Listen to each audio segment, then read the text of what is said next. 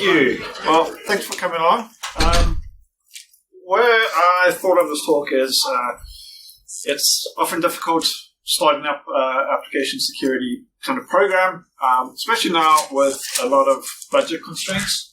I think many of us can agree that if you're going to go ask your heads of and finance department for money, you might be met with kind of a difficult conversation. So the point of this talk is around, there's a lot of things out there now that you can use for your application security, securing your applications, whether it be things that you can get from third parties or your own internally developed web applications, applications, be it mobile or web. So yeah, let's put this together as a relatively short talk. So just a little bit about myself. I love doing stuff in the community, so certainly things like B-Sides. I do some streaming and that on Twitch and YouTube. I haven't done that as much as I'd hoped to, none this year so far, but hopefully I'll get back into that. Love sharing ideas and working with folks, so active on the likes of Twitter and that, and hopefully get more projects going on GitHub. So enough about me. So when we look at application security, there's kind of the different areas of tooling that I can see that you can have. So you have things around like threat modeling. This will be more at your beginning design phase. So things that can help you better plan for security within your web applications or even existing applications, building security in those. Then your SaaS, your static application security testing tooling. So these will be scanning your source code, trying to look for common flaws in the source code. A big one for me, and I think this is becoming more and more prevalent and important, is your software composition analysis. So your SCA tools. So you heard of supply chain being a big thing at the moment, and that's kind of where that comes into. I've done several talks on supply chain vulnerabilities and threats around that, and I really think it's a big area that needs a lot of focus. It's something that's very, very difficult to do, but thankfully there are tools that can help with that. Then if you look at the life cycle, it kind of moves from the left to the right. So your DAS is kind of getting more towards the right before you releasing things into production. So your dynamic application security testing, kind of like automated pen testing, this will actually do security tests against the running version of your application. So typically a web application or an API. And then some other things that you'll need is training. So training around primarily your developers, your QA folk, but not just them. It could be your product managers and that kind of other areas that you may need. And then finally, vulnerability management. This is a really important one. This is useful for tracking all the vulnerabilities that come out of these tools, and then what do you do with those? Well, it might seem great to solve everything. That's just not going to happen. So you need some tool to help manage that. So, as I mentioned at the beginning, one of the challenges we're facing at the moment is budgets. I love talking budgets because it's always often a difficult conversation to have. A lot of the tools I'm going to mention here are going to hopefully make that conversation a lot easier. They're not completely free. The reason being is you're going to still have to have some money for running these tools, but the tools themselves are free. And that is going to be a lot easier to have the conversation, especially if your organization has like virtualization internally. That makes it a lot easier. Cloud is still, you might have some friction because some of the stuff still requires computing resources in the cloud. Some of them not too small, so there is costs associated with that. But certainly a lot less than if you're trying to go off and get a full-blown commercial solution. And just quickly before I begin that, commercial solutions do have a very valuable position. This is not saying you should replace all your commercial tools with this. It's about picking and choosing the ones that are going to work best for you. So you might find that some of these, like your SaaS, you might go with commercial, but your SCA, for example, or your Dash, you might choose a free version. It's all about trying to make the budgets work for you and the tooling work for you as well.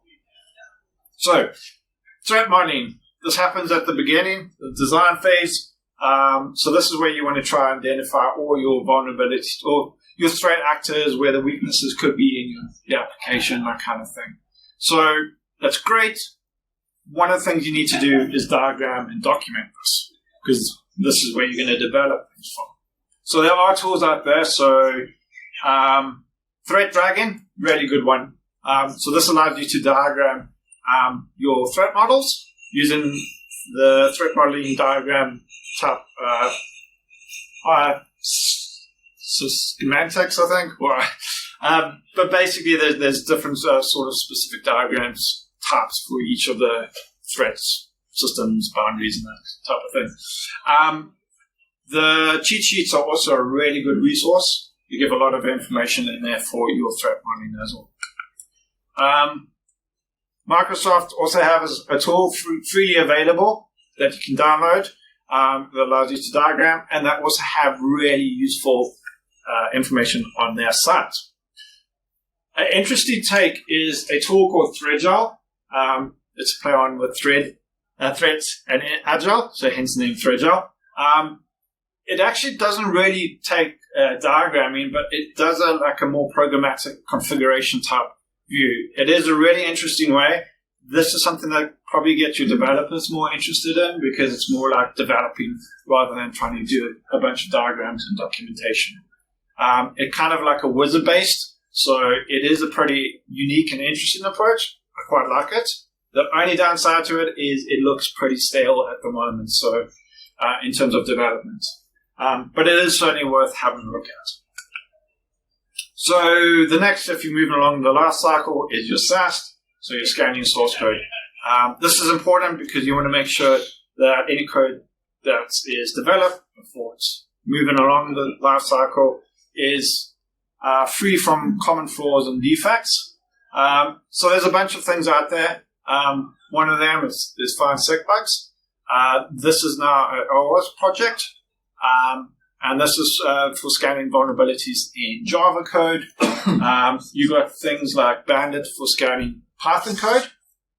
SameGrep is a really interesting one. So in the past, the way these tools worked is they look for common kind of weaknesses in the flow of code or its code syntax. SameGrep is, as the name suggests, grep. So you have these signatures, known bad code that you would then look for. So, for example, one common thing that you could use this for is checking if certificate validation is disabled. If you know the syntax or the code that's used to do that, you can use something like SameGrep, write a rule, and I'll check through the code and then identify where that is. So it is pretty powerful because you can now write your own signatures essentially and check your code for things that you want to identify and know as bad flaws in your code. SCA also kind of moving along, part of the development phase. So this is something, as I mentioned, really important to supply chain.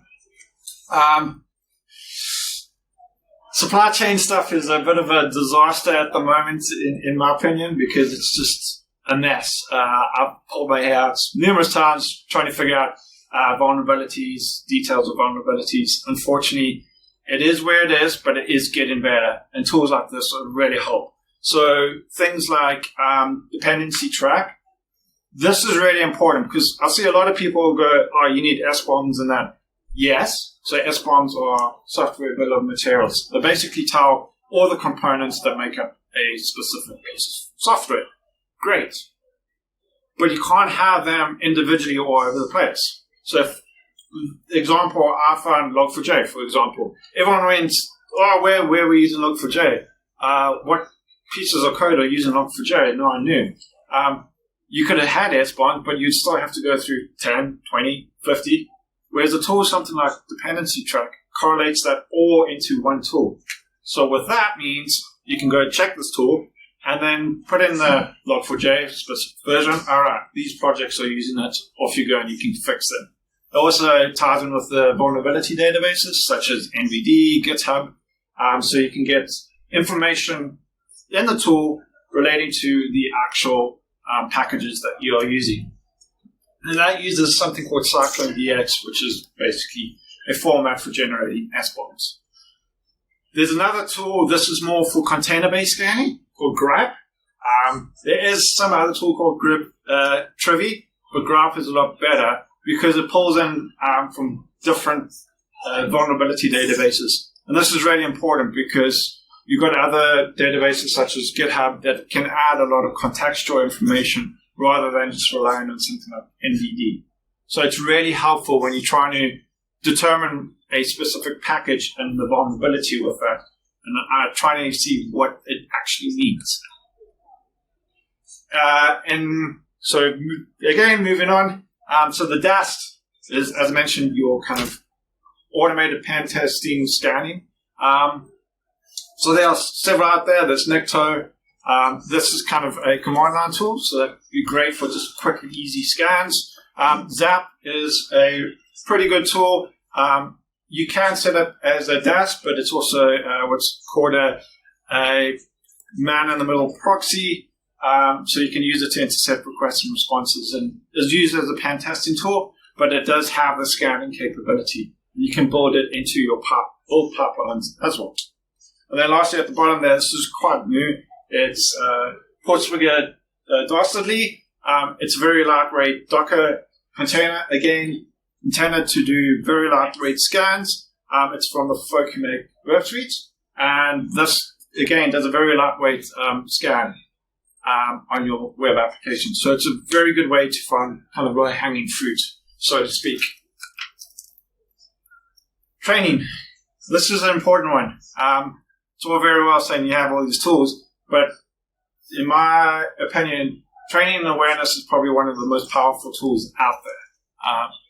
This will enable different people, so from your QA to engineers to developers, even, as I said, people like product managers. This will give them the awareness and hopefully the knowledge to prevent issues in the first place.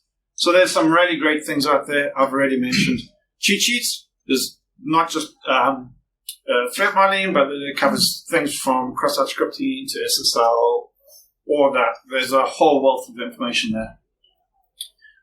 Web Security Academy, again by Portswigger. Really, really, really good stuff. They cover things from cross-site scripting to SQL injection, and it's all hands-on, so you can actually see those vulnerabilities in real time, play with them, and then identify the fixes. And then lastly at the bottom is OWASP G-Shop. That's a vulnerable web application. Again, play with it, see the vulnerabilities, see how they work in a real functioning application. And then quickly going on to vulnerability management, as I said, you tie everything together. So Defect Dojo is a honest project. I went off and got a quote for a tool. The lowest level, who wants to guess how much the quote it is? 50K. 50K. Yeah. So yeah, there was it wasn't going to happen. So Defect Dojo, it's got its quirks, but it still functions and works really well. It has loads of integrations. And then something like Apache Superset, so you can do all the reporting from that. It does have some reporting in there, but having something like Superset will allow you to just expand that further. And then lastly, tying it all together, you have something like Jenkins and use Docker. Docker is a game changer in this world. You can just throw all these tools in Docker images, have them in Jenkins, and that also means you can give it to developers as well. So this is how you could tie it together. Take all these tools, put it into your CI/CD. So Jenkins, you could use Jenkins, the more traditional approach, set up builds, or you could use something called Jenkins pipelines, which I like. That's kind of a more DevOps way or DevSecOps way of approaching it, where you can start writing code to call these scans, build them, and then, as I mentioned, you can even containerize them with Jenkins. So when you run these scans, you know it's going to have the same kind of environment each time it runs a scan. And then putting that all into your Defect Dojo, so you get the results in one place. And this is where your vulnerability management comes in. Triage the results, assign them, all that kind of thing. And that can integrate with things like Jira for your bug tracking and Apache Superset for your reporting. Last one I want to mention, Nuclear. I'm having loads of fun with this. This is a really, really, really, really cool tool.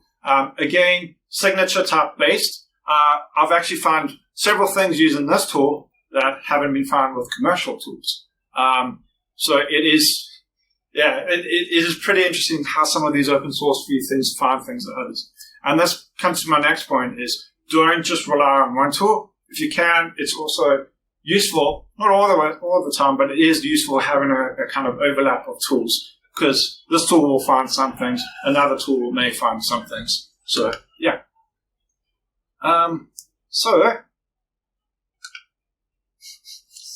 Yeah, questions?